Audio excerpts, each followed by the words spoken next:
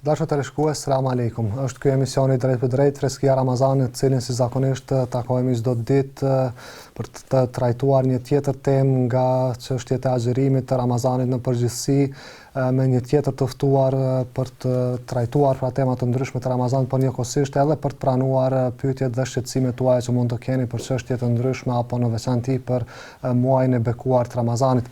Dhe sot të ftuar në studio kemi Hoxhën Alaudin Abazi. Hoxh, selam aleikum, mirë se erdhët. Aleikum selam, mirë se gjej.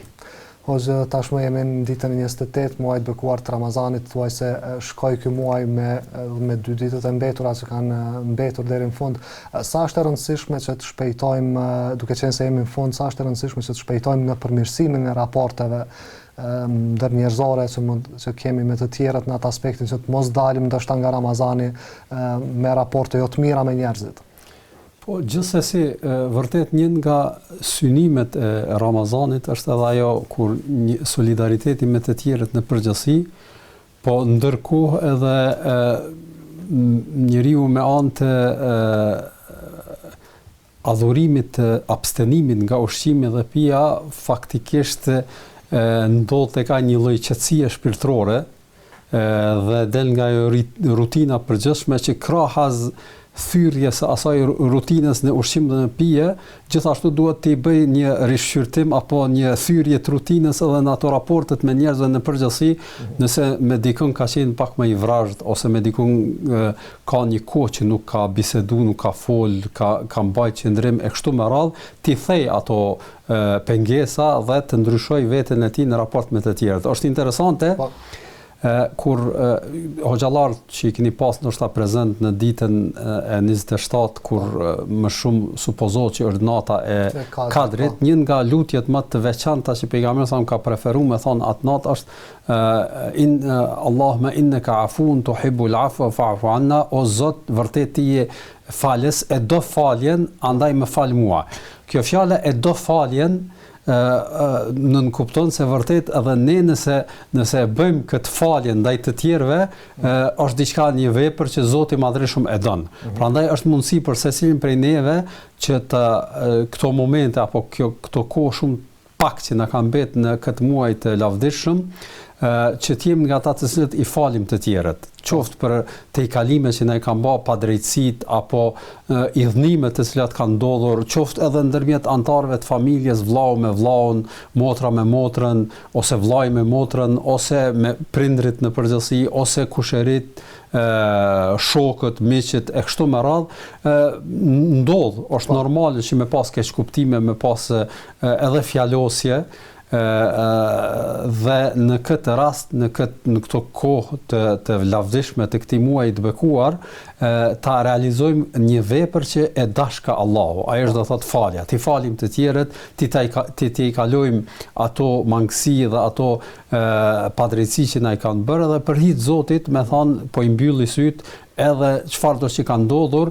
për hir të Allahut Madhërisht, po e la anash sikur mos të ketë ndodhur, edhe me u ashtri dorën e pajtimit, dorën e mëshirës, rahmetit të tjerëve në përgjithësi.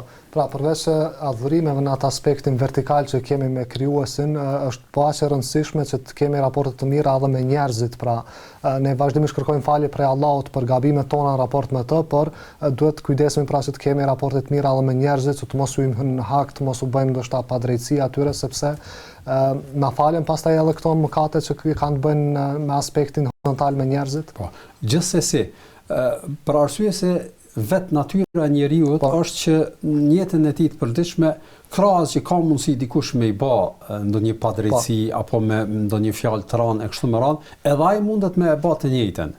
Pra mundet nga në disa rrethana të nervozës, në disa rrethana të ndryshme që ai e mban në veten e tij mund të eksplodojë dhe të bëjë ndonjë veprim jo të matur ndaj të tjerëve në përgjithësi. Prandaj edhe ashtu siç ke dëshirë që të tjerët të I kalojnë ato mangësi tua, atëherë edhe ti duhesh me qenë njëjtë I trajtosh edhe të tjerët në përgjithësi. Pastaj ashtu siç ke qef tash ty Zoti I Madhreshëm me ti të I kalu ato kusure, ato mangësi, Allahu I Madhreshëm dhe e lut vazhdimisht, atëherë bëhu edhe ti nga ata të cilët vërtet I të I kalon dhe nuk I stërmadhon ato padrejtësi apo ato gjëra jo të mira të cilat I kanë manifestuar të tjerët gjatë vitit në përgjithësi. Po, dhe ku është dallimi kur bëjmë gjuna në raport me Zotin dhe në raport me njerëzit? Cila është mënyra se si duhet kërkuar falje, cilat janë kushtet për të falur, pastaj këto dy lloje të ndryshme të mëkateve që kanë të bëjnë pra njëra me Zotin, tjetra me njerëzit.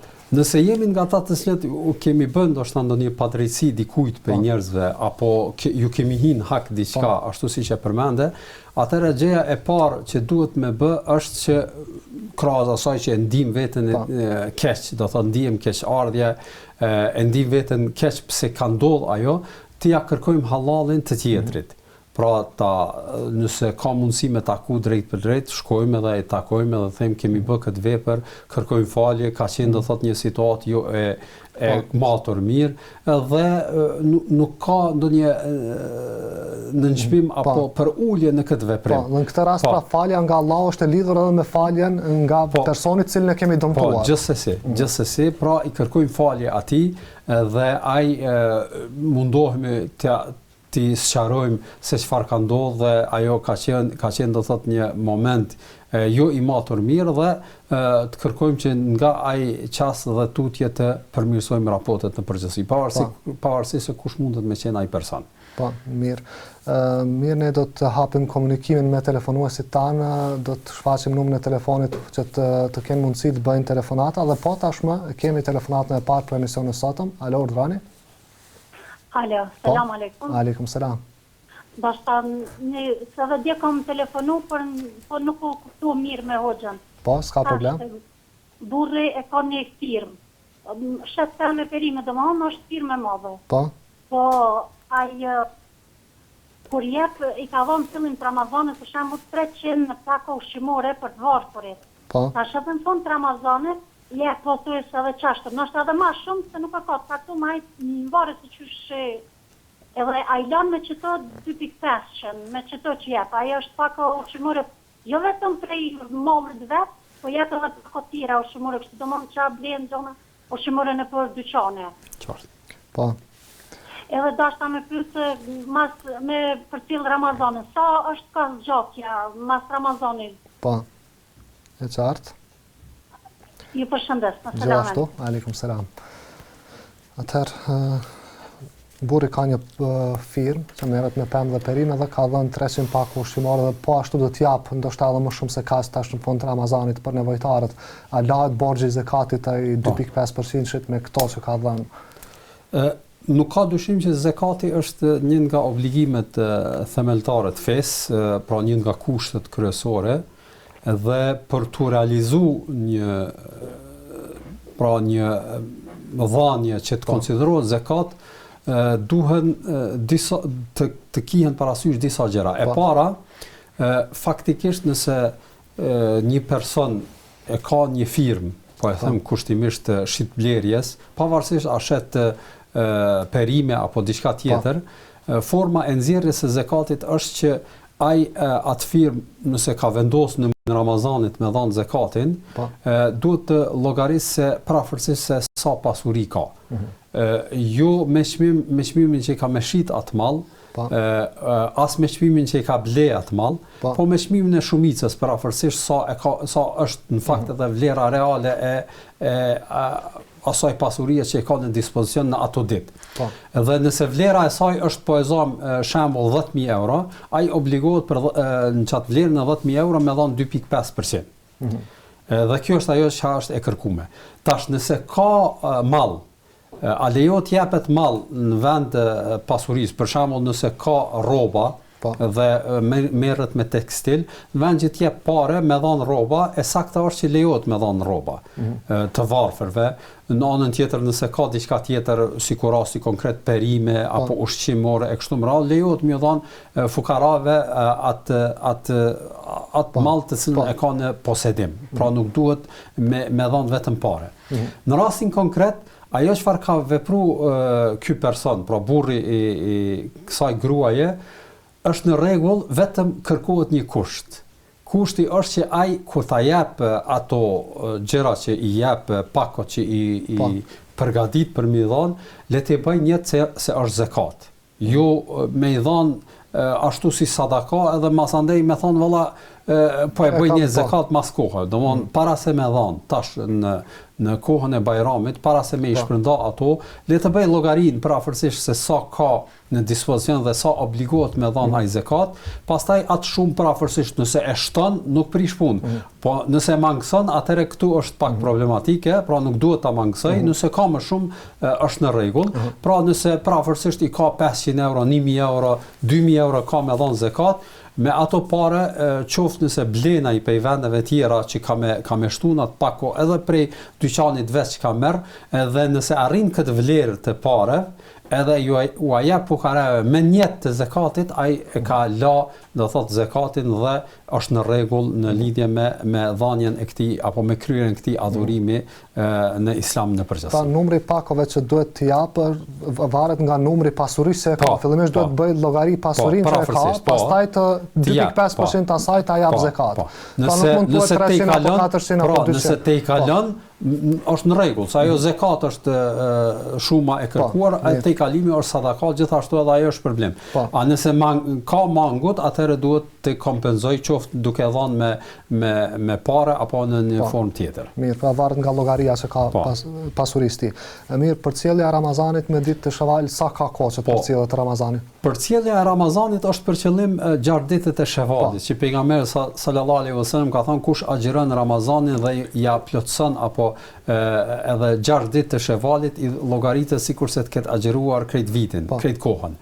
6 ditë Ramazanit është ajo, 6 ditë Shawalit është ajo që ka kërkuar me agjëru si përcjellje e Ramazanit. E koha sa është një muaj ditë.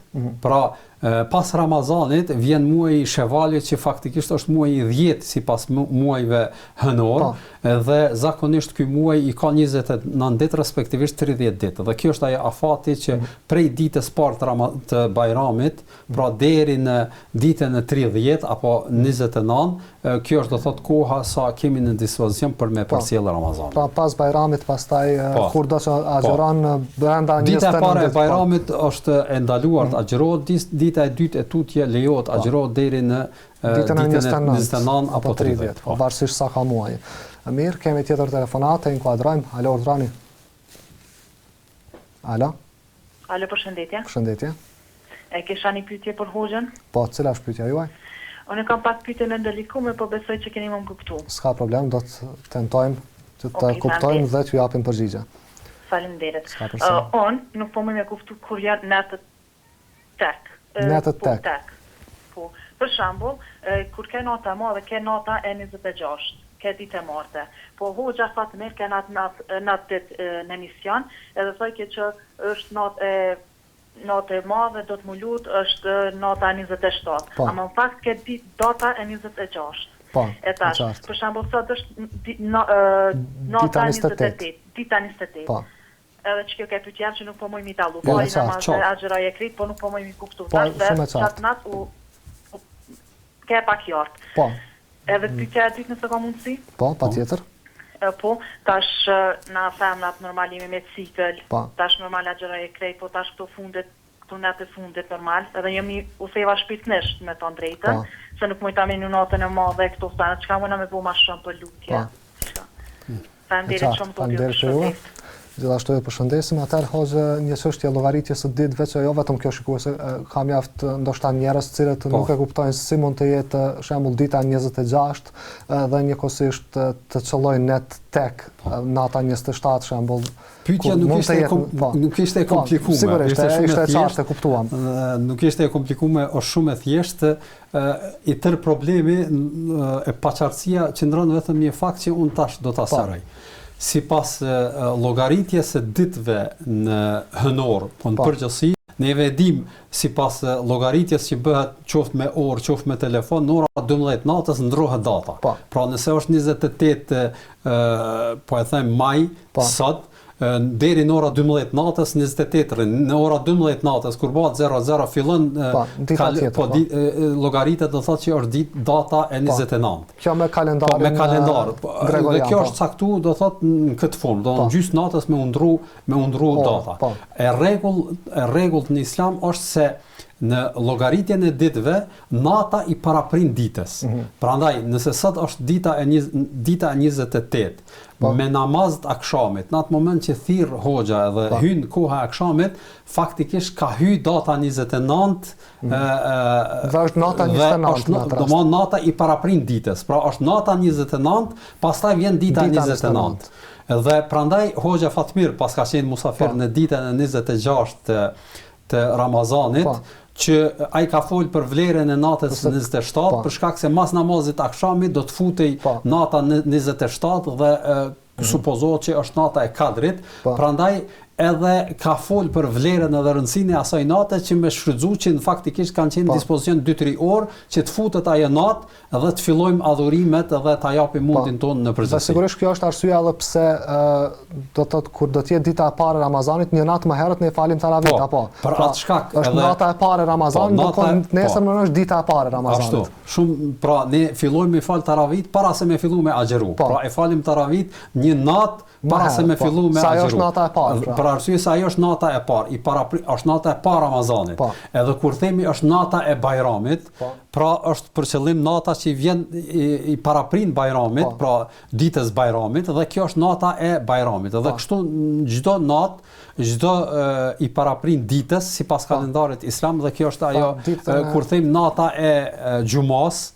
Zakonisht e kam përdorur këtu një herë është mbrëmja ditës së njëjtë. Pleqit është domthonë nata dita e njëjtë në mbrëmje bëhet nata e xumas që është më e vlefshme në krahasim me ditët apo në të tjera të javës. Edhe kur e përfundojmë agjerimin në ditën e 30 të muajit të Ramazanit, pra i bie nata e Bajramit sepse nesër do të jetë Bajrami. Nesër edhe nuk falim taravih, për arsye se veç është fut nata e Bajramit dhe përgatitemi për Bajram. Shpresojmë që ta kenë më të lehtë të llogarisin tani.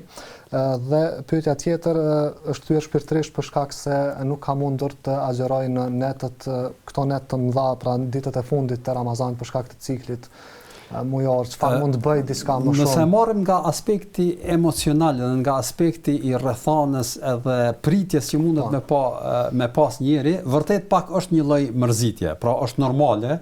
Për shkak se njëri pret diçka tjetër dhe befasohet, është diçka një rrethan që mund ndodh në çdo situatë, në çdo çast, dhe kur i ndodh femrës mundet me ndi veten pak keq. Për arsye se ajo ka planifikuar që ndoshta të bëj adhurim, ta bëj këtë vepër, të fal kaq namaz e kështu me radhë, të gjitha ato ndërpriten, edhe agjerimi ndërpritet, është pak një mërzim. Mirë po, nuk duhet me qenë në atë shkallë të mërzisë që me thonë unë i hupa veprat e mira dhe jam dëmtuar shumë. Për arsye se për dy shkaqe. Shkaku i parë është se në një rast pejgamberi sallallahu alaihi wasallam ka qenë me gruan e tij Aishën radhiyallahu ta'ala anha, edhe në kohën e haxhit i ka ndodhur që kur ka shkuar me pejgamberin sallallahu alaihi wasallam Aisha në haxh dhe është përgatitur me kryer ritualin e haxhit të gjitha në formën më të mirë, pak para se me fillu me u fut në kryerjen e atyre adhurimeve, i ndodh që t'i vijë cikli Aishës dhe mos të arrit të bëj tavafin edhe vepra tjera dhe mërzitet shumë. Pastaj pejgamberi sallallahu alaihi wasallam e këshillon dhe i thot domthon kjo punë nuk është në dorën tënde Aisha. Do thotë nuk është diçka që ti ke është në dorën tënde edhe që duhet më mërzit se ke bë keq. Po është diçka që është jashtë mundësive dhe dorës tënde, prandaj edhe nuk duhet të mërzis apo të shqetësoj ashtu siç po shqetësohet. Pra nuk duhet kjo. Po. Ashtu që e ka këshillu pejgamberi sallallahu alajhi wasallam gruan e tij, gjithashtu edhe ne I këshillojmë të gjitha gratë edhe ato femra muslimane që ballafaqohen me këtë situatë befasishme për to, që të mos mërziten për arsye se nuk është diçka që kanë bërë me qëllim apo kanë bërë ndonjë tejkalim e që Zoti I Madhërisht do t'i merr në llogari. Kjo është e para. E dyta që është gjithashtu aspektin e shpërblimet, sigurisht mërziten se nuk mund të bëjnë adhurime për të marrë ato shpërblimet që kanë synu. Mu për këto shpërblime po e them këtë se pejgamberi sallallahu alajhi wasallam me një hadith thotë nëse një njeri e ka bën një vepër vazhdimisht, qoftë adhurim, qoftë agjerim, qoftë falje namaz nafile, apo vepra të mira në përgjithësi ka pas shprehime dhe I ndodh arsyeja smuret apo udhton dhe nuk ka mundësi me bë të njëjtën vepër, Allahu I Madhërisht të tillit ja shkruan atë vepër sikurse me bë. Pra nëse smuret edhe është në udhtim, po thot pejgamberi sallallahu alajhi wasallam. Neve themi edhe në rrethanat kur gruaja është me cikël, pra ballafaqohet me ciklin dhe nuk ka mundësi, pra është e arsyetuar, sikurse I smuri, sikurse ai që është në udhtim, pra bëjmë analogji, është njëjtë në gradën e tyre, themi nëse një grua ka planifikuar që po e them netët e fundit Ramazanit që gjithsesi kam I fal nga 20 rekate apo nga 10 rekate, sikurse që ka bërë vitet e kaluara dhe ka qenë I vendosur dhe I përgatitur në këtë me lexu Kur'an më shumë, me bë dua më shumë dhe nuk ka mundësi I ndodh cikli befasisht, atëherë le ta di që tek Zoti I Madhërisht për çdo vepër që ka synu me bë dhe ka qenë pra traditë e saj me bë që Allahu xhala ualla do t'ia shënoj sikurse ta ketë kryer atë vepër. Dhe kjo është do thotë në të njëjtin kohë në këtë situatë do thotë mërzis edhe një myshd edhe një përgëzim për ta se vërtet Allahu I Madhërisht edhe nëse nuk veprojnë ato u shkruan veprën sikurse ta kanë bërë. Po, dhe edhe nëse I shkruhet se ka bërë adhurime, duhet ta kompenzoj pastaj ditët e kurse farzin, agjerimin gjithsesi duhet me e kompenzu ashtu siç na ka mësuar pejgamberi sallallahu alaihi wasallam. Ndërkohë ato që ka pasur synim të bëjë ato adhurime me shpërblimin sikurse ti kishte bërë, pra, sepse ka vepruar ashtu viteve të kaluara. Ashtu. Mirë, qartë. Vazhdojmë tani me një tjetër telefonat. Alo, Uzrani. Alo. Jeni drejt për drejt. Alo, apo në gjithë mirë? Po, ju dëgjojmë. Alo, në shpërblej për emisionet, për la përgëzime, për moderator që në kam palesh në këtë mujnë e Ramazanit, edhe në veçantë për që në kam mësafir. Alo, në shpërblej me të mirat e ti. Amin, Allah shpërblej juve për këto fjallë. Alo, jënet. I pota një 3 pyetje, pyetja por është as Bajramin a bën me falë në shtëpi domon, apo është një që gjykim sikur për gjumon nuk falit. E qartë. Pyetja por. Dyta është hoxh te vlera e ditës gjumon, siç është për shembull letimi surës Kehf, a fillon prej agimit, se do përkthime po është prej agimit deri në ditën e diellit. Domon cila është e vërtetë në arabisht e spedinë, kështu që pyetja e tretë është që doja njëhun e natës kadrit, Allah me i afun të hipul afo fafani, kerimun ajo shtesa është edhe ajo sakt. Mirë.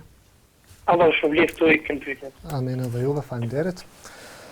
Atëherë, falja Bajramit mund të bëhet në shtëpi apo ka të njëjtën dispozitë sikurse falja e xumas kur nuk mund të bëhet në xhami, pra falet dreka në shtëpi. Po, është një pyetje me interes kjo çfarë ushtruan nga ky shikues.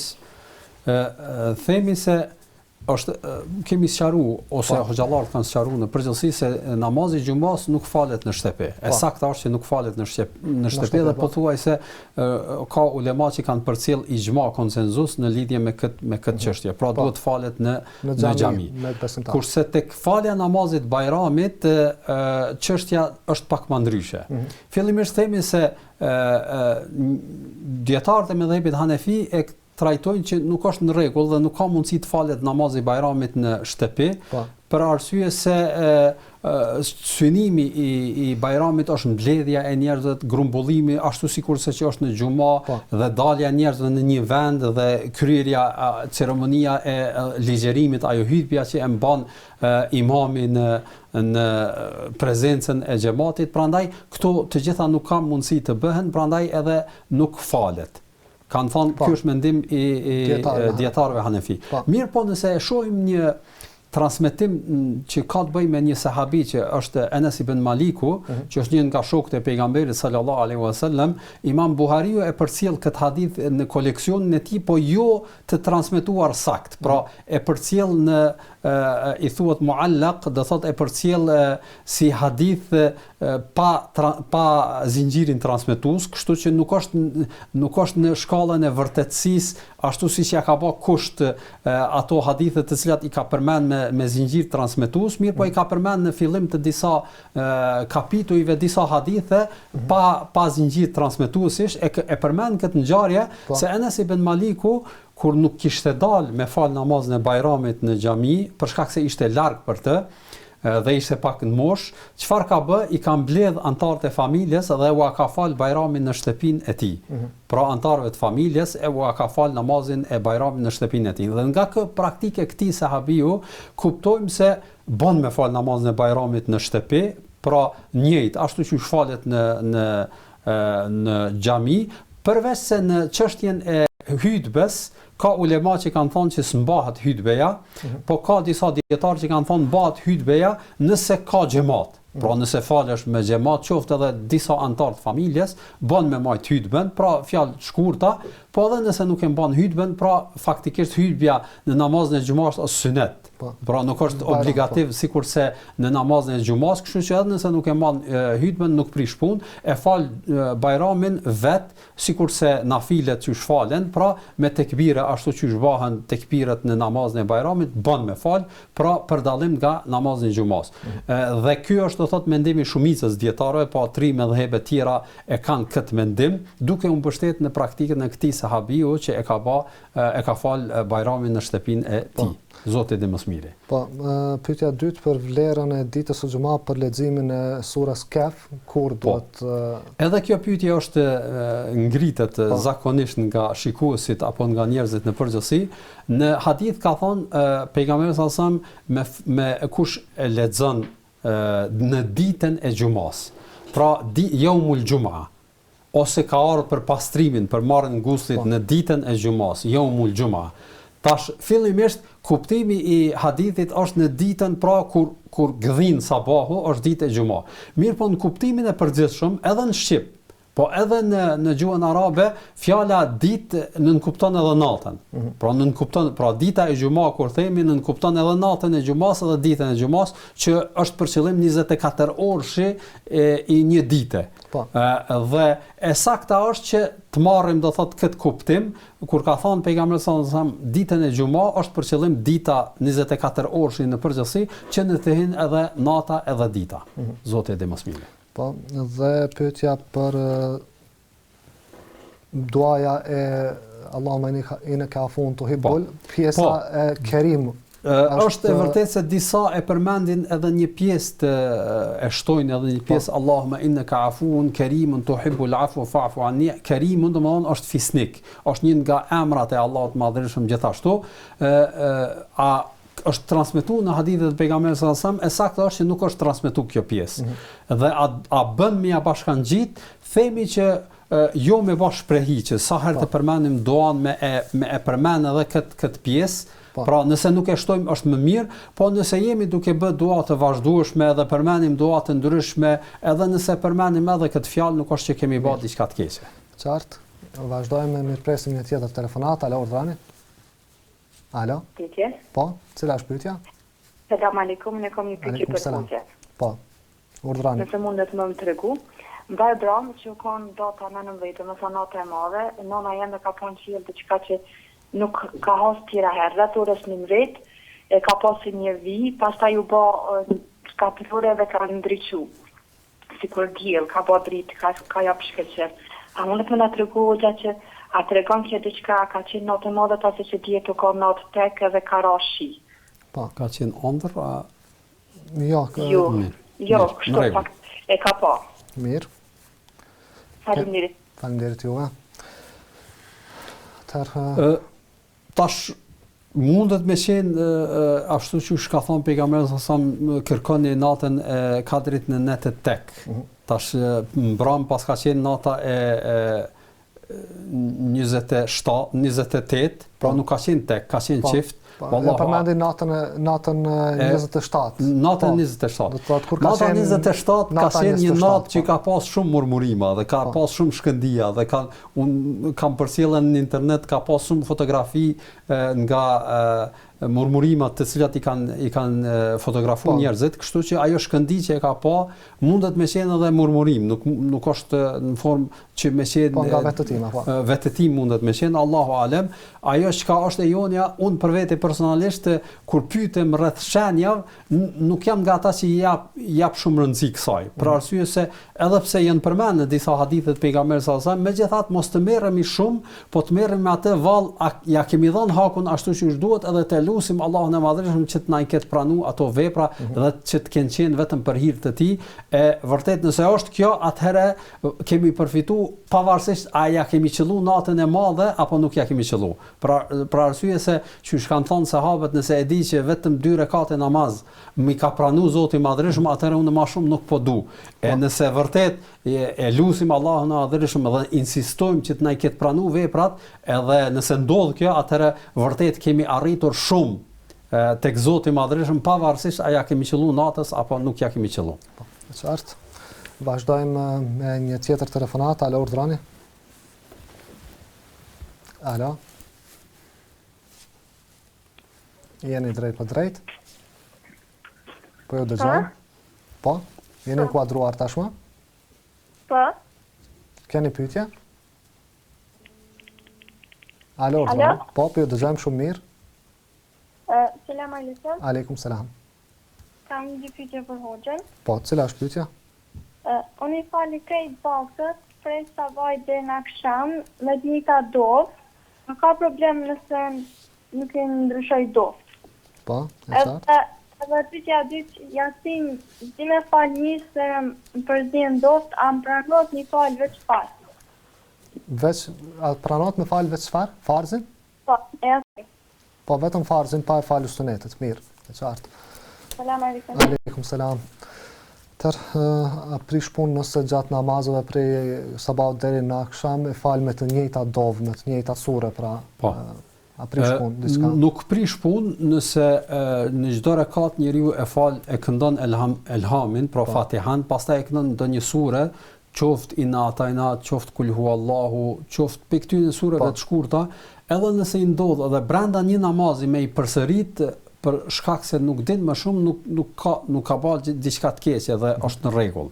Prandaj vetëm le të vazhdoj, le të falet ashtu, dhe është namazi është në rregull dhe nuk ka kurfar problemi në këtë. Nëse ka mundësi me mësu lutje ose sure më shumë, do të ishte në rregull me kalimin e kohës, mirë, po për momentin ai namazin e ka në rregull dhe nuk ka kurfar problemi në këtë. Po, dhe fal vetëm farzin e Yacis. Në lidhje me Yacin i them që nëse e fal në rregull namazin e drekës, atëherë edhe namazi i Yacis nuk është bash ndryshe nga namazi i drekës, pra është prafërsisht e njëjtë, mundet me fal në të njëjtin mënyrë. Pra ashtu siç e ka fal drekën, e fal edhe Yacin, po edhe nëse e fal vetëm farzin, nuk themi që ka bë keq. Po lania e suneteve nuk është do thotë një shprehi e mirë.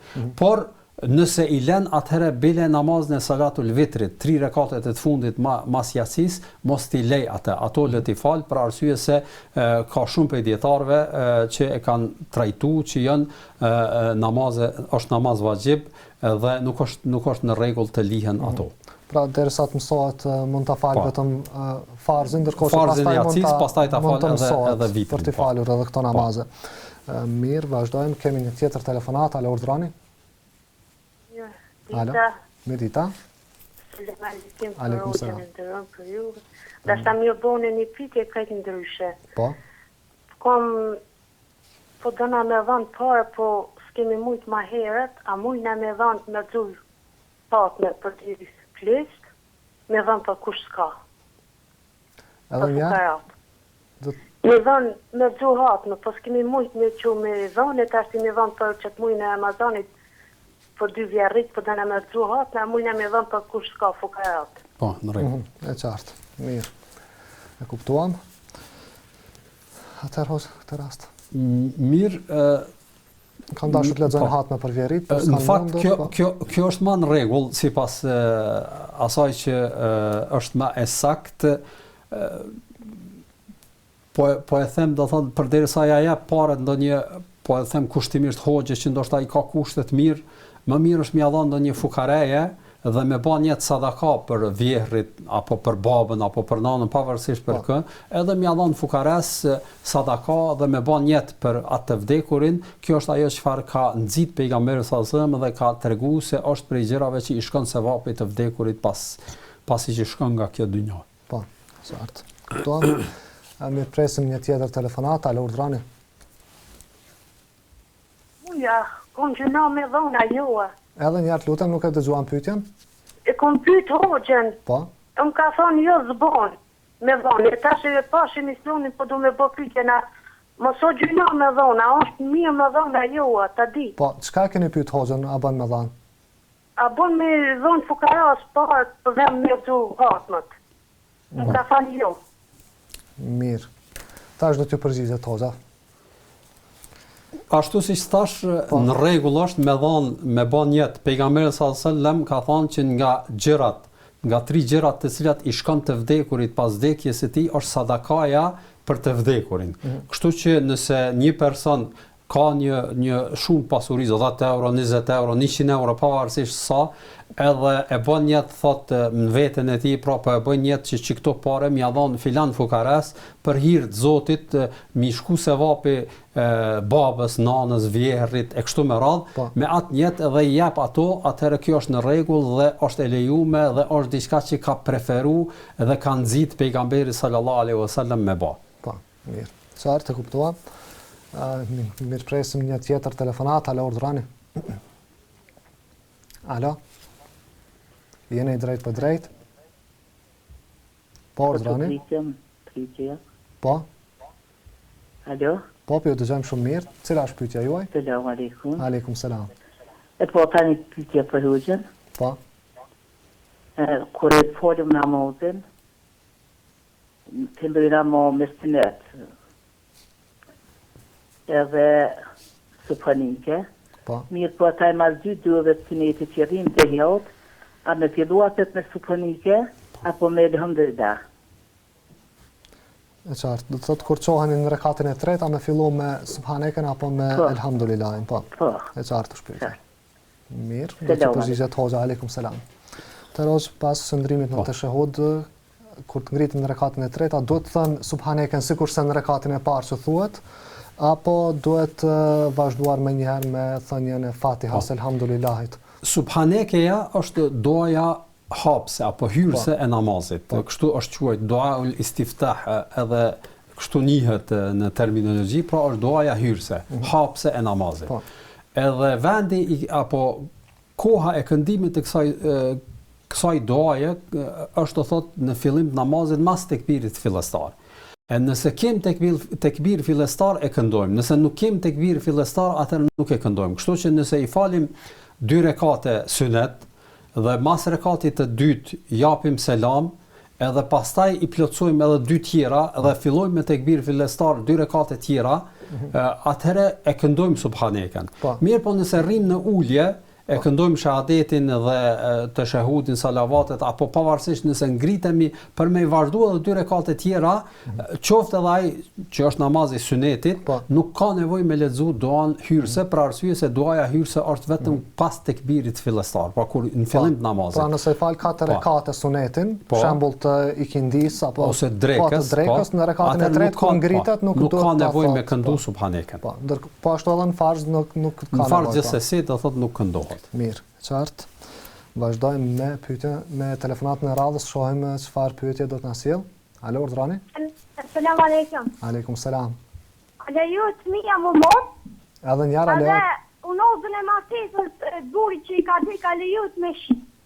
Mirë, edhe njerë, a lejot fëmija çfarë? Më mos, Mat. Me umat. Mirë, me metët. po, e qartë.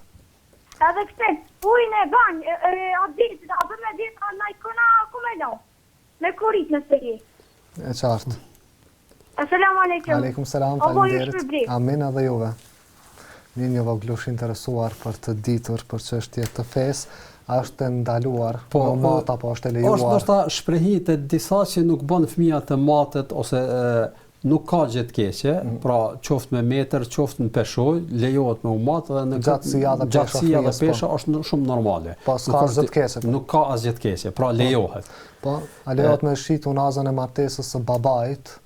Po, nëse ka vdek, zakonisht ka mundësi gratë me mbajt atë në kujtim, a lejohet, nuk ka gjë të keqe. Pra mund të lejohet edhe të ta mbaj. Faktikisht ajo është trashëgimi dhe lejohet me e shit edhe me mbajt vend, po nëse e shet nuk është që kemi bën ndonjë gjuna. Pra cila do që mund ta bëj qoftë ta mbaj, qoftë ta shes, lejohet, sepse është trashëguar. Ashtu, po.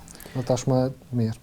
Dhe uji në abdesit nëse mbetet në korrit, çfarë duhet veprohet me të? Mendojnë njerëzit që është një ujë i bereqetshëm dhe mund të derdhet në banjo, po edhe nëse derdhem jashtë nuk është kusht me derdhë në një vend caktuar, pra kudo që ta derdhem është në rregull, nuk kemi bërë diçka të keqe. Mirë, qartë. Vazhdojmë me një tjetër telefonat, alo urdhrani. Alo, Midita. Midita. Lesa me bo një pyetje hoxhës. Po, cila është pyetja? A është gjëna me ti të bakullon se të vdes dikush i afër me familjes? Mirë. Se po thoj që nuk bën me ti të bakullon për bajram. E qartë është pyetja. Keni pyetje tjetër? Ja, faleminderit, kalofshimin. Gjithashtu edhe ju. Tash do t'ju tregoj hoxha. Atëherë në rastin e vdekjes hoxha, të shumë njerëz mendojnë se me rastin e vdekjes ndonjë të afërm, ndonjë familjari, pastaj në bajram nuk duhet përgatitur ëmbëlsira, baklavat, çka të qoftë ajo. Po thjesht një lloj mbajtje zis duke mos festuar ndoshta. Është një shprehi që për të mos treguar se i e gëzu, pra ke moment të mërzisë, andaj edhe mos me bë kësi vepra. Mirë, po parimisht në Islam nuk ka kurfar baze kjo.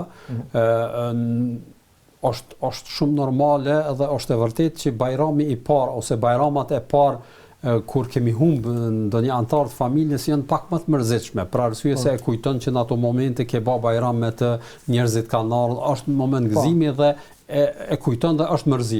Por kjo mërzi nuk nënkupton që ti tash mos të qitesh baklla apo mos ti presësh njerëzit që të vinë ta urojnë bajramin, më thonë mos ma uro se unë nuk kam bajram këtë rast apo nuk bën do thotë bën vepra të këtilla, pra lejohet me qit dhe nuk ka gjë të keqe në këtë. Dikush mendon se të përgatisësh ëmbëlsira për bajram mund të jetë ndoshta mos respekt për të vdekurin, është kështu? Nuk është mos respekt, për arsye se faktikisht ti në ato momente kur të vjen dikush me të ngushëllu ose të vjen me ti dush aty mi servu diçka me nderu. Atëre forma e nderimit është edhe me pas çka me servu. E jo ai me ardh edhe ti me ndaj me ulë me thon Allah po mbaj zi për të vdekurin tim, pra kjo nuk është në rregull dhe nuk nënkupton mos respektim të vdekurit nëse ne qesim baklav në ditën e bajramit. Pra nuk është mos respektim, dhe po ashtu është respekt për musafirin që në ka ardhur në ditën e mirë. E qartë, vazhdojmë me një tjetër telefonat para se të bëjmë një shkëputje të shkurtër. Alo, urdhrani. Jo, përshëndetje. Përshëndetje. Deshta një pyetje hoxhës. Po, cila është pyetja? Gjyshi është moshën 82 vjeçare, nuk mundet me agjëru për shkaqe shëndetësore. Duhet ajo ka obligim me pagu agjërimin. Mirë, e qartë. Edhe nëse në pyetja tjetër, edhe nëse mundet, a mundet me ja dhënë vajzës vetë hollat se i ka kushtet e vështira financiare? E qartë është pyetja. Vajza e bashkuar. Mirë, në rregull, faleminderit për telefonatën. Gjithashtu e përshëndesim edhe ju. Atëherë të dashur teleshikues, para se të përgjigjemi këtyre pyetjeve, ne do të bëjmë një shkëputje të shkurtër, pastaj do të rikthehemi në pjesën e dytë të emisionit, do të përgjigjemi pyetjeve të mbetura nga kjo pjesë dhe do të pranojmë edhe të tjera telefonata me pyetje të tjera. Qëndroni me ne.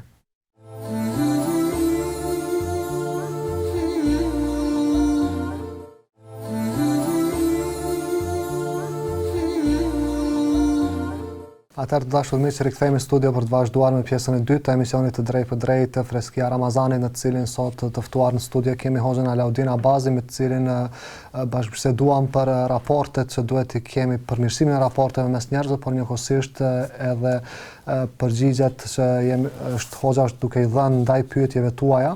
Dhe do të vazhdojmë me telefonatat tuaja edhe në këtë pjesë të dytë të emisionit. Tashmë kemi tjetër telefonat në pritje, inkuadrajmë. Alo, urdhrani. Përshëndetje. Përshëndetje. Unë kështu disha me vetë Hoxhën. Po. Këto që i kanë, për shembull, mos me u latë martën, po, mos me i prej thojt të natën, a duhet me i praktiku, mos me i qyrë ditë? Qartë. Që kjo është pyetja, faleminderit. Faleminderit juve. Mirë, paraprakisht hoç kishim një pyetje të një shikuese që tha se gjyshja 82 vjeçare nuk mund ta agjerojë shkaku i shëndetit moshës saj, pra ka obligim shpagimin. Po, gjithsesi e ka obligim shpagimin, për çdo ditë të pa agjëruar e ka një shujt dhe shujt të varfrit. Po, të varfrit. Po, kjo është shpagimi, se duhet ta bëj për çdo ditë të mos agjëruar. Po. Mirë, dhe këtë shpagim mund ta bëj duke ia dhënë vajzës e cila i ka kushtet e kësia? Po, nëse vajza është e martuar, pra nuk është në shtëpinë e saj, pra është e martuar, atëherë lejohet m'ia dhënë. Edhe është e varfër, gjithsesi. Mirë, e qartë. Pyetja e fundit, pra mos me u la të marteve apo mos me i prej thënjet, janë disa thënje që ndoshta një pjesë e popullit i ka, që mos me i prej thonjt natën, mos me u la të marteve, mos me lëshu maqinën apo diçka caktuar. Kanë duhet përmbajtur këtyre apo janë bestytni? Në përgjithësi janë disa veprime të cilat janë përhapura nëpër popull, sikur këto që i përmendet ti ose edhe shikuesja juaj. Në përgjithësi shumica e tyre janë bestytni, pra nuk kanë bazë. Kështu që nuk duhet praktikuar apo nënshtruar atyre në përgjithësi. Feja jonë është fe e argumentit. Fe do thotë që çdo gjë është e sqaruar dhe e trajtuar në formën dhe mënyrën më të mirë. Pra nuk ka vend me paragjykime apo me supozime të nxjerrim ligje apo të nxjerrim rregulla. Pra çdo rregull, nëse themi se kjo bën të bëhet, duhet të mbështetim në argument, në fjalët e Allahut të Madhërisht apo në fjalët e pejgamberit sallallahu alaihi wasallam. Nëse i themi një gjë që kjo nuk bën, ne ashtu duhet të mbështetim në argumente të qarta. Kurse të themi se kjo nuk bën se kështu kam dëgjuar ose kështu thuhet ose kështu me supozime, edhe me ëndra dhe me veprime të këtilla, në Islam nuk përligjen gjërat dhe nuk kemi mundësi të argumentojmë me to. Nuk duhet praktikuar. Nuk duhet praktikuar, po, gjithsesi. Kemi tjetër telefonate, inkuadrajmë, alo, urdhrani. Alo, selam aleikum. Aleikum selam. Desha një pyetje Hoxhës. Po, patjetër. Desha me ditë Sokanet Yusuf alayhis salam në Borg. Mirë, e qartë është pyetja juaj. Keni pyetje tjetër? Jo, faleminderit ju për zë për këtë emision, jeni një këndosh, faleminderit. Faleminderit për juve. Ditën e mirë. Tarhi Yusuf alayhis salam. Është pyetje interesante. Për arsye se në Kur'anin famlar është përmend që ka qëndruar në burg bid'a sinin. Që nëse përkthejmë shqip, fjala bid'a nuk është do thot një numër i caktuar që e tregon se sa, mirë po në gjuhën arabe kur thuhet bid'a sinin është për qëllim vit apo numër prej numrit 3 deri në 9. Pra prej numrit 3 deri në 9 i thuhet bid'a.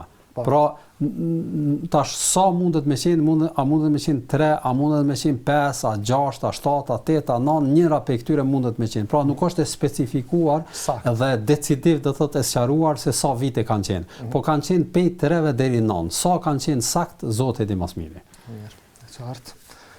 Vazhdojmë, inkuadrojmë një tjetër telefonat, alo urdhrani. Alo. Alo, përshëndetje, apo dëgjohemi? Po, ju dëgjojmë. Selam aleikum. Aleikum selam. E kam një pyetje për Hoxhën. Po, cila është pyetja? E kam të mesh që ma ka dhënë një afër. Nuk po di mënyrën që është prej lopa dhe nuk po di a mundem me përdor ata mesh. Krahas asaj, nëse ka mundësi Hoxha me më thonë sqarim këtë nishin për shembull që pëtena në përdiqane në përmarketa. Na nuk e dina mënyrën që është prej, për shembull nishin e bardh ma konkretisht. a kuxojna me hongër edhe a është gjëna për shembull me thonë ja qes musafirve, a i marrë gjënohet e kështu. Po, e qartë është Ka me pyetja. bo se çfarë lloj mishi me hongër ose me sugjerim lidhje me këtë drejtim. Po, patjetër, do t'ju tregoj tash hoxha. E qartë është pyetja. S'ka përse. Selam aleikum. Aleikum selam. Atëherë, mishin që ka pranuar nga dikush, por edhe mishi që blehet në markete, në mishtore të tjera, a lejohet të përdoret, a është halal të tahet duke mos e ditur mënyra nga ato si është e preferuar që të prehet mishi pra. Fillimisht nëse na dhuron ndonjë mish dhe dhuruesi është prej nuk kuptohet se janë prej muslimanëve, po, ose janë prej ehlul kitab, mundet me qenë krishter, po, atëra nuk duhet të detajzojmë çysh e ke prej, çfarë ke bë, nuk ka nevojë me hi, do thot me këso analiza apo pikpyetje, apo edhe pyetje ti marrim ata të cilët na i kanë dhuruar. Në kohën e pejgamberit sallallahu alajhi e pyesin të dërguarin e Allahut, lavdrimi dhe paqja qofshin mbi të, se thot na ka ardhur disa domish prej disave që nuk e dim a janë musliman, a janë të rinj në islam dhe nuk e dim se si kanë ndodhur prerja. Pejgamberi sallallahu ka thonë bëni bismillah dhe hajeni atë mish. Dhe i them kësaj vajzës që nëse ju ka ardhur mish, atëherë merrni atë mish, përdoreni edhe kur doni me hangër thoni bismillah dhe kjo është e mjaftueshme. Pra edhe për mishin që e pranojnë, edhe për mishin që e blejnë. Kurse sa i përket mishit që është në për markete në përgjithësi, tek ne kryesisht njerëzit që apo forma e prerjes që bëhet janë do thot musliman. Po. Dhe duhet ta trajtojmë do thot edhe atë mish si në kategorinë e mishrave të muslimanëve, as si mishra të jo muslimanëve, apo po e them do thot mishra se edhe mishi i krishterëve është i lejuar me hangër. Po. Pra nuk i them në formë të prerë se është ndaluar rrapsisht të hahet ai mish. Por nëse ne dojmë me ble, atëherë do të ishte në rregull për secilin prej neve si familjar që ta blejmë një mish që është pak më i sigurt në për ato mishtore që janë njihen, do thotë që kanë edhe që mishin e kanë sigurt, pra lopa apo çfarë prej, do thotë është do thotë i shëndetshëm, i mirë, po në të njëjtin kohë edhe mënyra e thirrjes është bërë në rregull, prandaj të shkojmë nëpër ato mishtore dhe të blejmë dhe mos blejmë gjithkohë. Kjo për dy arsye, pra arsyeja se mishi është më i shëndetshëm nëse e marrim të njohurit dhe që ata që janë që besnik, po e mbajnë mirë, po në të njëjtin kohë edhe e kryen ceremoninë e thirrjes ashtu siç duhet. Pra e dyta. Gjithashtu edhe për mishin e bardh, unë them që ju duhet të hulumtoni posaçërisht atyre mishrave që kanë ardhur prej Turqisë apo vendeve që janë apo që kanë atë certifikimin halal, ato mishra unë për vete personalisht nuk e bëj të thotë nuk them që është ndaluar të hajmë për arsye se përderisa ata janë certifikuar, për shkak se nuk ka mundësi atë vulën e certifikimit me marrë gjithkush. Po sigurisht. Pra ato janë do thotë vula zyrtare dhe mbaz të asaj punojmë edhe ne. Po. Mirë. Vazhdojmë me një tjetër telefonat. Alo, urdhrani? Alo? Po? Përshëndetje për Hoxhën, edhe pata një pyetje, a lejohet hjekja e dhomit në ditën e agjerimit? E qartë. Se domethënë ato po jeta do të ksina, dhe a prishet a lejohet në hjekje dhomit. E qartë, shpyetja tash do t'ju tregoj Hoxha. Faleminderit. Faleminderit. Marrja e injeksionit në dhëm para hjekjes nuk e prish agjerimin. Për shkak se ai injeksion është që e pin vendin, pra është si një lloj anestezioni, pra nuk është që e ushqen trupin. Prandaj edhe nuk ndodh prishja e agjerimit. Gjithashtu edhe hjekja e dhëmbit nuk është prej gjërave që e prish agjerimin, për shkak se edhe dalja e gjakut në atë formë nuk është domosdoshmë prej gjërave që e prish agjerimin, kështu që parimisht lejohet me hjek dhëmbin gjatë kohës kur jemi agjeruar. Mirë po, nëse ke mundësi me shty mas iftarit, do të ishte më në rregull edhe për vete që nëse ke nevojë do psohesh, ka nevojë të pi ujë apo të forcohet. Do të ishte në rregull. Mirë po nëse ke termin, nuk ke nevojë me e prish atë termin, me thonë vallai jam agjeruar, nuk po shkoj, po shko kryeje atë që duhesh me kry me dhëmbin tënd. Po, mirë. Qartë, vazhdojmë tani me një tjetër telefonat. Alo, urdhrani? Jeni drejt për drejt? Përshëndetje. Përshëndetje. Do të më bëni pyetje Hoxhës? Po, cila është pyetja? Alo? Po? Alo? Po, për dëgjojmë. Po, për dëgjojmë, cila është pyetja juaj? Dhe të rëve, hoxhën, a bërë me lëzu Koranin hatën, edhe për me nuk për vesi, sa herë duhet të lëzu, ose të dukan tjetër, sa herë hatën, ose për tjetër. Edhe njerë ju lutem linja shumë e dobët, ju lutem dalja një zërin televizorit nga se nuk po dëgjojni. Po, deshta me pytë kështu, me lëzu Koranin shqip, a njët hatën. E qartë? Edhe për dikan tjetër, sa herë duhet me lëzua, për më zoni hatën. Sa herë duhet me lëzu për me konsideru hatme? Po, sa herë edhe për vdekur, sa herë duhet me lëzu, dhe më thënë për më bëni hatën. Po. Kom dëgju se duhet për vdekur më herë, e për dikan tjetër 3 herë, për vetë 1 herë. Mirë, e qartë tash është pyetja, do t'ju tregoj hoxha. Faleminderit shumë. Faleminderit juve. Atëherë, leximi i Kuranit për cilin ka shpërblim, ashtu siç ka thënë pejgamberi sallallahu alajhi wasallam për çdo shkruan që e lexojmë kemi 10 sevape, fillimisht është për qëllim për leximin në gjuhën arabe. Për arsye se është adhurim, është ibadet në vetvete, shqiptimi dhe artikulimi atyre fjalëve të Allahut të Madhërisëm në Kur'an famlar, po që faktikisht janë në gjuhën arabe. Nëse ndodh përkthimi, atëherë ai përkthim nuk është më fjalë e Zotit, është përkthim i fjalës së Zotit. Prandaj nuk është në derexhen apo në shkallën e leximit ashtu siç ndodh në gjuhën arabe. Prandaj nëse them me bë hatme edhe po bëj hatme, po lexoj, atëherë ajo duhet më qenë në gjuhën arabe. Për atë edhe ne si hoxhallar apo në përgjithësi i nxisim besimtarët me mësu shkronjat edhe me mësu me lexu Kur'anin për me kanë prej atyre që përfitojnë nga ky shpërblim dhe kanë shansin do thot me arrit shpërblimin e leximit të çdo shkronje dhe me fitu sevap. Po, kanë shpërblim edhe ata që lexojnë gjuhën shqipe. Mirë, po nëse nuk ke mundësi me lexu arabisht, ka arrit moshën, s'ka mundësi me mësu shkronjat, ka probleme në mësim, atëherë i themi atij tash lexoje në shqip spaku. Edhe ke shpërblim edhe në këtë për shkak të mundësive dhe rrethanave në të cilat gjendesh. Edhe lexoje 1 herë, 2 herë edhe ke shpërblim. Pra nuk është që nuk ka shpërblim, mundohu edhe të meditosh rreth asaj çfarë lexon në përgjithësi. Por ajo çfarë e ndërlidh që nëse lexon për vete shqip është një hatme, nëse lexon domosdoshmë në shqip, nëse lexon për vdekun duhet me lexu 3 herë apo nëna. Këto forma domosdoshmë të trajtimit nuk e di ku bazohen, pra nuk kanë kur fare argumentimi që me e trajtu që për me lexu të vdekurin një hatme mullogari duhet me lexu 9 herë në shqip. Jo, nuk ka kësi mbështetje. Megjithëse edhe ne kemi thonë edhe më herët, nëse dojmë për të vdekurit me bë diçka, atëherë më mirë është me bë dua për ta, me u lut për ta vazhdimisht në çdo kohë dhe në çdo rrethon, dhe nëse japim sadaka për ta, kjo do të ishte më në rregull. Po, qartë. Mirë, presim një tjetër telefonat, alo urdhrani. Alo, Medita. Medita. Selam aleikum. Aleikum selam. Desha ta pyesojën për çështën e këtyre deodorantave, disa janë me alkool. A lejo do më thonë mi përdor apo nuk lejohet? Po. Edhe një pyetje avan. Po, patjetër. Çfarë falës namazit, do më thonë, si fëmijë i vogël syt në qafë apo diçka, do më thonë shumicën e rasteve, ndoshta në rast habitësh, a do me bo servisisht apo me përsëri qatë namaz? Po, e qartë është pyetja. A jam i ke? Po, do t'ju tregoj tash hoxha. Selam aleikum. Aleikum selam. Atëherë deodorantët që kanë përmbajtje të alkoolit lejohet të përdoren?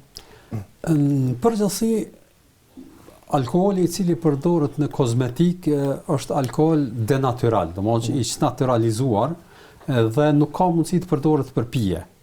Pra lejohet përdorë dhe kjo është ajo e sakta nga mendimet e dietarëve, për arsye se ka dietar posaçërisht më të vjetrit që kanë qenë shumë rigoroz në çështjen e trajtimit të alkoolit edhe si ndytësirë edhe konkrete, pra kanë trajtuar sikurse ndytësira të tjera që janë, kështu që nëse një sasi qoftë edhe e vogël e saj mundet me mbet në trup apo në tesha e kështu me radhë duhet pastrohet ai vend. Kjo është do thotë mendim i shumë dietarëve të vjetër, mirë, po e sakta është që ndytësira e cila përmenden në Kur'an në lidhje me alkoolin është ndytësirë kuptimore, pra jo ajo konkrete, kështu që nëse ndodh me pas në trup ose me përdor parfume të cilat kanë parfum, kanë sasitë alkoolit ose përdori alkoolit denaturalizuar për trajtimin e varrave, domethënë pastrimin në përgjithësi këtu, po dezinfektimin e tyre lejohet dhe inshallah nuk ka gjë të keqe. Po, mirë, e qartë. Dhe pyetja tjetër kishte të bëjë nëse kur falemi ndonjë fëmijë bën veprime të ndryshme, hyj në shtëpi, në shtëpinë, në qafë. Ka ndodhur në kohën e pejgamberit sallallahu alaihi wasallam që vetë pejgamberi lavdrimi dhe paqja qofshin mbi të me fal namazin dhe me pas me veti nipin ose mesën në përgjithësi, nipat e tij Hasan dhe Huseni tregohet se kanë luajtur në shpinën e pejgamberit sallallahu alaihi wasallam derisa ai është falur dhe në këtë nuk ka gjë të keqe. Nëse ti je duke fal në shtëpinë tënde edhe fëmia vjen të hyp mbi ose të fol ose të afrohet ose ta kalon namazin, nuk prish punë. Le të thotë fëmijë, le të bën ato veprimet vet, atë falë namazin ashtu siç ke filluar. Nëse ndodh gjatë namazit që po e them nëse ti je në ruku apo në sejdë dhe dikur fëmia të hyp mbi dhe ti s'mundesh më ushu dhe rrin pak më gjatë, nuk prish punë. Kur të largohet fëmia ti vazhdo namazin, se sejdja kërkohet vetëm nëse ke bën ndonjë gabim që kërkon se sejdën me bë. Për shembull, ke vanu farzin shumë ose në vend që mu ul në uljen e parë je ngrit në kam ose këto veprime të cilat i shkakton besimtarin nga mosdia që kërkojnë me pas sejdë, atëherë bën sejdë. E pse fëmia të ka kalu ose të ka fol ose të ka prek ose të ka hyp përmi, nuk ka nevojë me pas sejdë për këto. Mirë. Qartë, vazhdojmë me një tjetër telefonat. Alo, Zrani. Aleikum. Aleikum selam. Nga pështani pyetje për hoxhën. Po, cila është pyetja? Që ka këri që po bëjnë shumë tatuazhe në për trup. Po. A shumë gjëna, edhe a lejot, a gjërimi time që këta personet që kanë tatuja në trup. E qartë është pyetja. Mirë, tash do të përgjigjet hoxha. Ju përshëndesim. Gjithashtu, ju përshëndesim. Atëherë bërja e tatuazheve në trup a është gjëna. Po. Tatuja në përgjithësi është prej gjërave që kanë ndaluar pejgamberi sallallahu alajhi wasallam, madje edhe ka kërcënuar dhe me mallkim. Po. Pra është diçka konsiderohet prej mëkateve të mëdha dhe duhet besimtari të largohet në formë të prerë. Pra asesi mos të vizatoj diçka në trupin e tij, pavarësisht a është gjallës apo është edhe peizazh e kështu me radhë, të gjitha janë të ndaluara. Edhe pejgamberi sa ka mallku atë person i cili e bën një vepër të tillë. Po në anën tjetër a lejohet me agjeru i tillë, themi gjithsesi agjeron. Nuk duhet mi thonë se ti ki tatuj të tash mos agjero, ki tatuj mos u fal, ti ki tatuj mos nuk duhet kështu të veprojmë me të tillët. Pra nëse dikush e ka bërë tatuj një kohë më herët dhe tash ka kuptuar dhe ja nis mu fal, themi falu gjithsesi. Edhe nëse nuk e fshin, për shkak se është e vërtetë që ka mundësi të fshihet mirë, por ka disa dietar apo disa mjek thonë që ka mundësi me pas probleme pastaj për shkak shëndetësore dhe nëse e lën, atëherë i themi atij që ti pendohu për atë vepër që ke bërë dhe vazhdo namazin edhe agjerimin edhe veprat e mira, për ato veprat që i ke bërë pa qëllim, Allahu xhalla ala i te kalon apo ju ke ra peshmon për ato vepra, Allahu i madhërisht i fal. Po, e kuptuam. Inkuadrojmë një tjetër telefonat. Alo, Zrani. Alo, përshëndetje. Përshëndetje. Një pyetje hoxhës. Po, cila është pyetja? Ja, shtazan muaj nga 4 të shtazanit. Ka thonë një kohë se s'mundesh me agjerue. A muaj ma sa mëna? Qartë. A, e t'kalushimi. Gjithashtu edhe jo. Mjeku i ka thënë se në muajin e 4 të shtatzanis nuk mund të agjeroj, nuk është mirë të agjeroj, mund të kompenzoj pas Ramazanit. Po, gjithsesi e lën agjerimin, posaçërisht nëse është me preferencën e mjekut, e lën agjerimin dhe i kompenzon atëherë kur të lirohet. Qoftë thotë mas këtij Ramazani, tash nëse ndodh lindja, prandaj pastaj prapë do të jetë me gji, kam i dhënë fëmijës, mund të ketë komplikim që s'ka mundësi mundet me arritë edhe Ramazani tjetër pa e agjeru, kur të ka mundësi agjeron mas një viti, 2, 3, atëherë kur të lirohet, atëherë i kompenzon ato ditë. Qartë. Vazhdojmë me një tjetër telefonat. Alo, Zrani. Alo? Selam aleikum. Aleikum selam. Deshta me ja bo hoxhës një pyetje lidhur me emulgatorët e produkteve që po I blejmë. A ekziston ndonjë listë që kanë ardhur domethënë në përfundim që cilët emulgatorë ndalohen? Qysh me ditë domethënë a janë halal ajo? Edhe e kam domesh që e kam blerë domethënë shtëpisë prej Brazilit nuk ka asnjë logo që është halal. Çka me bo? E qartë. A guzoj me hongër apo me gjua, çka me bo me asnish? Faleminderit shumë. Amen edhe juve. Selam aleikum. Aleikum selam. Atëherë ka ndonjë listë, kemi parë vite të kaluara se kanë qarkullu listat caktuara të emulgatorëve, cilat janë halal, cilat nuk janë. A duhet bazuar në atë listë, a duhet përmbajtur, a duhet vepruar me atë listë? Është e vërtet, para disa viteve kam pa dhe unë atë listë, unë për veti personalisht kam rezerva në qasjen ndaj asaj liste. Për arsye se vetë në përbërjen e emulgatorëve ka trajtime dhe sqarime. Unë them që është problematike çështja e emulgatorëve, për arsye se një sasi e tyre bëhet edhe nga dhjami I derrit, po edhe nga produktet e derrit në përgjithësi. Prandaj mund të ketë përzierje, megjithatë them që më duket e kemi sqaruar edhe një herë më herët, forma se si bëhet realizimi I emulgatorëve apo prodhimi I emulgatorëve është një metodë shumë hyn do thotë në disa faza dhe ka temperatura shumë të larta deri në 3000 gradë aty derisa të trajtohet ai prodhim apo ai emulgator që të jetë I mundshëm për tu përdorur në për ushqime. Prandaj unë mendoj që ka mundësi që gjatë atyre fazave kur bëhet përpunimi I emulgatorëve ka mundësi që të shndrohet edhe struktura atyre emulgatorëve, kështu që unë për veti nuk kam rezerva në lidhje me ato numra të cilat qarkullojnë në për njerëz dhe pa ndonjë diçka më të vërtetuar dhe më të qartë dhe më sqaruar më mirë, nuk mund t'i them se kjo është e ndaluar. Ka mundësi njëri për shkak të sigurisë rezerva më ju përmbajt atyra, ajo është do thotë zgjedhje e tij, po jo gjithsesi me I obligu të tjerët apo me thonë se është kërkesë obligative që kjo. Këtu një sallë nevojshme. Ka produkte që dihet se kanë emulgator, ndoshta që fetarisht nuk janë të lejuar, por a duhet tash që për çdo produkt të shikojmë patjetër, sepse janë të ditura disa nga produktet që janë, ndërkohë tash a duhet që çdo produkt me shikuar ashtu shumë strikt, me lexu se çfarë emulgator kanë, bën apo s'bën, po nëse është ato përbërja dhe ke mundësi me I lexu, atëherë I lexojmë. Dhe e mira e tërë kësaj në rrethanat e kohës bashkore është se kemi zavendësime të ndryshme, edhe të barrave, po edhe të ushqimeve.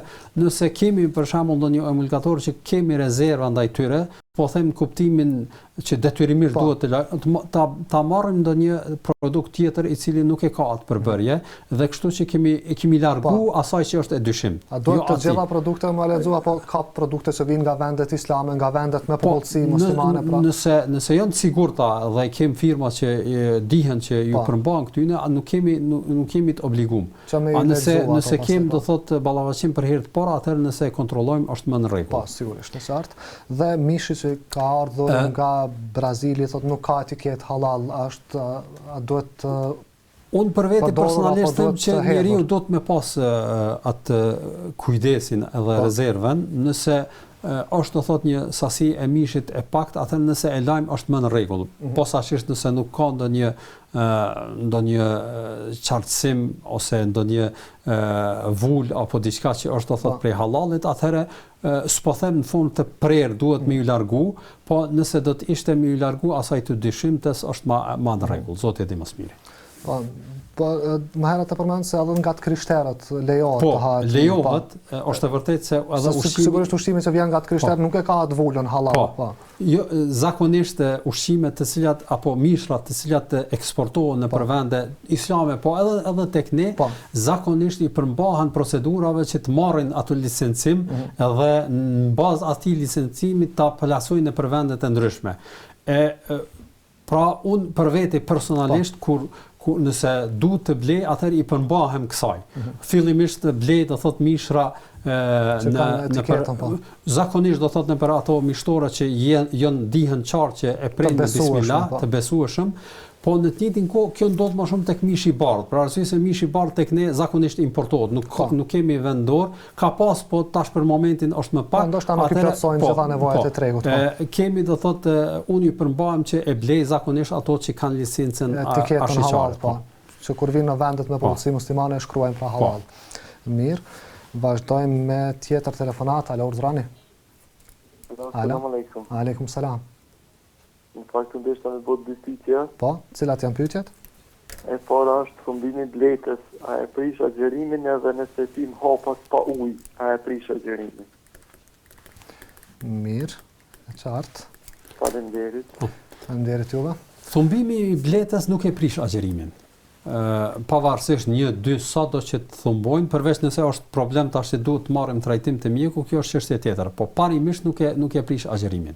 Kurse marrja e hapav direkt në gojë dhe çdo gjë që shkon në lukth, pavarësisht a është ushqyes apo nuk është ushqyes, është prej gjërave që e prish agjerimin, prandaj nuk lejohet. Me qenë injeksion lejohet, ama hap që shkon direkt nëpërmjet gojës në lukth, edhe pse pa ujë nuk lejohet dhe konsiderohet për gjërave që e prish agjerimin. Po nëse është e nevojshme me pi atë hap. Nëse është e nevojshme, atëherë prishim agjerimin edhe pim ose përdorim injeksion në vend hapit që mos me e prish agjerimin. E qartë. Mirë. Kuadrojmë një tjetër telefonat. Alo, urdhrani. Selam. Aleikum salam. Deshta një pyetje drejtuar hoxhës. Po. Kështu pasi që e dim që sipas rregullave sheriatike nuk lejohet të përzierja e femrave dhe meshkujve në të ndryshme, pas kemi një hapje të konsiderueshme të kafeterive ose restoraneve, ku i frekuentojnë shumë motra, vllazni edhe tavolina të ndonjë që janë shumë afër ju kanë qitën, tash të çka thot sheriati për këto, se për shembull çaj pronar nëse ka çel ato, a jap llogari ose s'pedi sa jam e qartë. Qartë. Po, e qartë është pyetja. Faleminderit, Allah ju shpërblet. Amin edhe juve. Atëherë, përzierja gjinive në kategoritë llogaria përgjithësia që do t'japim pronarët. Unë them që në rrethanat tona, si është shoqëria në përgjithësi, edhe frekuentimi këtyre vendeve, po them tash kushtimisht nëse është ndonjë vend që ka ashiqare lakuriqësi, edhe ka degenerim, nuk jem të folë për këto vende, po vendet që janë serioze, kafeteritë ndryshme, që mund me pas edhe gra, edhe burra të ndara, kuptohet në për tavolina, ose familjar në përgjithësi, në rrethanat në cilat neve jetojmë, them që gjithsesi kjo është diçka që është pjesë e shoqërisë tonë, nuk kemi mundësi edhe është e lejuar. Pra për shkak të rrethanave dhe të mundësisë që e kemi ne në dispozicion. Prandaj edhe hapja e lokaleve të tilla është e lejuar dhe nuk mund t'i themi se është diçka e ndaluar. Zoti di më së miri. Qartë. Mirë. Inkuadrojmë edhe një tjetër telefonat, do të jetë fundit për emisionin e sotëm. Alo, urdhrani. Selam aleikum. Aleikum salam. Allah e ka bu në botë Ramazan. Amin. I kam 2 pyetje për hoxhën. Po, cilat janë pyetjet tuaja? Naimi jam. Pyetja e parë, të du një opinion për hoxhës. Një ditë që të ma herët e një nga një sa definitiv pa, dhënja gjakut pa e prish Ramazan. Edhe kam një edhe opinion e tjera për zëllave që nuk e prish të më në dhënja gjakut agjerimin. Qartë. Edhe pyetja e dytë, deshta me pyet hoxhën, to me dim për shemb vdekja namaz, në ndodh, nëse je për shembull duke falë atë edhe shen njërin që u a duhet me prish namazin për një minutë që ati personin, apo duhet pas sa dojnë selam me prit? Mirë. Qa pëndodh me të? Qartë e më pyetje tuaja. Aleikum. Aleikum salam. Allah.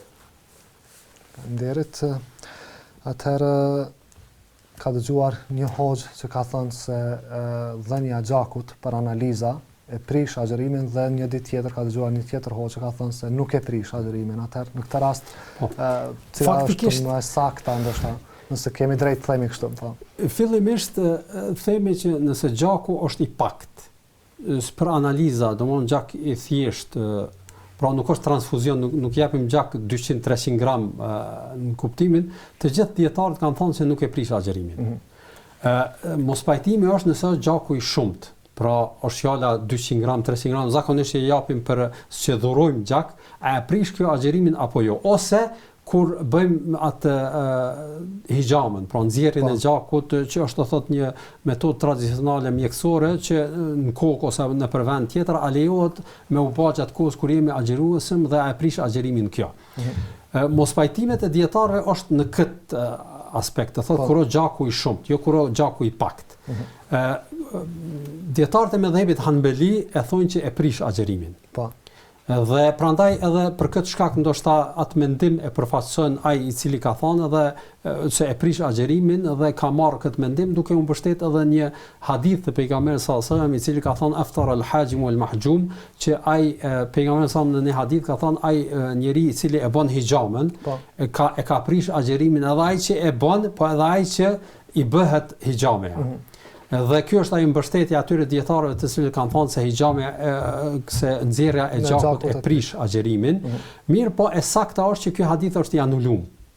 Pra me vetë praktikën e pejgamberit sallallahu alajhi wasallam që transmetojnë sahabët shokët e pejgamberit sallallahu alajhi wasallam që e kanë pa të dërguarin e Allahut duke e nxjerr gjakun, pra duke bërë hijamën, duke qenë agjërueshëm.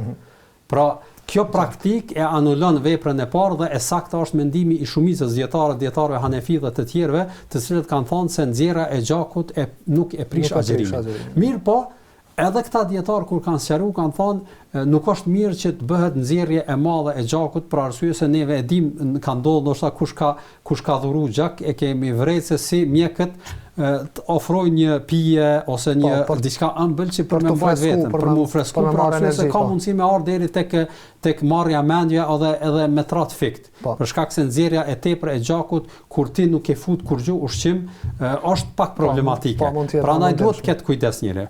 Por ajo që është e përditshme dhe ajo që është e kërkuar në përditshmërinë tonë, pra dhënia e gjakut për analiza që është të thotë një sasi shumë e vogël, kjo e sakta nuk e prish agjerimin pothuajse tek të gjithë. Po. Zoti dhe mosmiri. Mirë, dhe nëse jemi duke falur dikush mund të rrezohet i përkeçohet gjendja shëndetësore, duhet ndihmuar më një herë apo duhet prit me dhënë selam pastaj me nëse jemi duke falur edhe në atë moment ndijmë rrezik neve personalisht apo dikush që është afër neve, po e zëm thjesht jemi duke fal, është edhe një fëmijë duke ra dikun, atëherë lejohet me prish agjerimin dhe me shpëtu atë. Ose dikush ka ndonjë infrakt apo diçka i ka ndodhur, atëherë lejohet me prish abdesin dhe namazën dhe me intervenu dhe me u mundu me ia largu atë problem personit të tij. Dhe nuk kemi gjënah në këtë. E qartë. Mirë, atëherë ashtu arritëm në fund, faleminderit që ishim me ne. Edhe unë falenderoj për ftesën. S'ka përse. Të dashur teleshikues, këtu e përmbyllim emisionin e sotëm Freskia e Ramazanit. Inshallah do të takojmë sërish gjatë takimeve të tjera. Deri atëherë, selam aleikum dhe mirupafshim.